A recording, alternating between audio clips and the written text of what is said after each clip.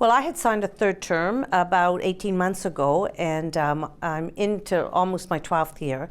And I had every intention of staying and finishing my term here, but the opportunity came up and the headhunter contacted me about Memorial University. And I grew up in Labrador.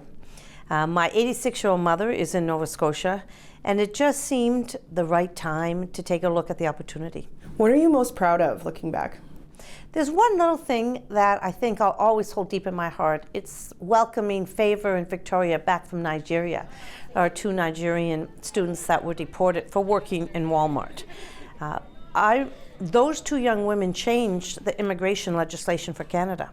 And I don't think people realize that now every international student can work on a study visa. And their experience was horrific, but what it has done for thousands and thousands of students is so positive. I know a lot of people would say also that you've been a big cheerleader for women in this community, not just at the U of R, but in the city in general. Do you feel that? I do feel that. And that's the privilege of position, that you can then have a voice. And that's a responsibility, I think, that women leaders have. So we have our Inspiring Leadership Forum that we have every year about women leadership. We've had unbelievable speakers come in and speak. And we sell it every year, so I know that women enjoy and love that. And I hope it continues after I'm finished. Being in a position of leadership, not everyone's going to agree with you all the time. Some people might even say that you've been a divisive character. Some people have feelings about you one way or another. Would you do anything differently? Of course, you can always look back and reflect and say, could I have done things a little better? And I'm sure I could have. But every day I try to do the best I can. And I'm saddened when I see, especially on social media, some of the nastiness. And I think civility is critical in our society today.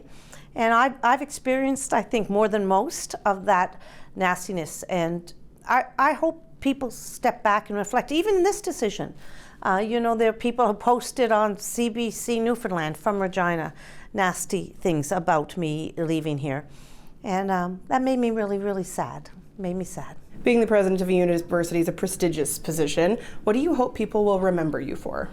I hope people will remember me as a compassionate leader, as someone who cared deeply about the community and the university, who I hope that they'll look at College Avenue and Dark Hall with pride and see that those beautiful heritage buildings should stay and be part of this community to honor the people who built them over 100 years ago.